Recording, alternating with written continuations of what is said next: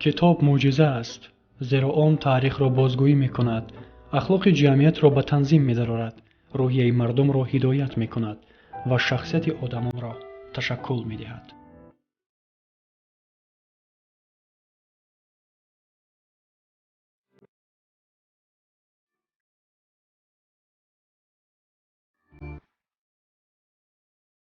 یکی از شاه اثرهای جهانی که مؤلفش را در تمام جهان همچون نویسنده کلاسیک معرفی نمود، رمان جنگ و صلح از نویسنده و روزنامه‌نگار روسیایی لев تولستوی میباشد.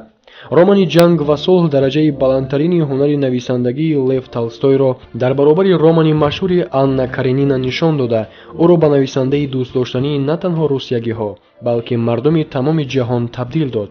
ولی повести سرگذشته اویسته اویسته واقعه‌های وسیع‌تر را در بر گرفته تا به رمانی بزرگ رفته رسید. موضوع اساسی رمان سرنوشت تاریخی خلق روس در دوره مبارزه بر ضد ناپلئون میباشد. نویسنده قهرمانان بهترین خود را با تمام مرکبی روحانیشان در جستجوی پیوسته حقیقت در سعی برای تکمیل خود تصویر میکند. خواننده هنگام مطالعه رمان یک دوره معین تاریخی را مشاهده کرده ایستاده درک میکند که جنگ هیچگاه به کسی منفعت نآورده بود و نخواهد آورد.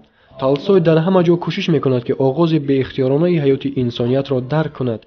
تمام فلسفه رمان به آن تکیه میکند که موفقیت و ناکامی در حیات تاریخی نه از اراده و استعداد شخصانی علاهیده بلکه از آن وابسته است که چگونه آنها زمینه طبیعی رویدادهای تاریخی را انعکاس میکنند. رمان مذکور از شمار آن اثرهایی است که چندین مرتبه از روی آن فیلم‌های همنام ثبت شده‌اند، اما آن تأثیرات بزرگی که خواننده از خود رمان میگیرد البته نسبت به فیلمش نامحدود است.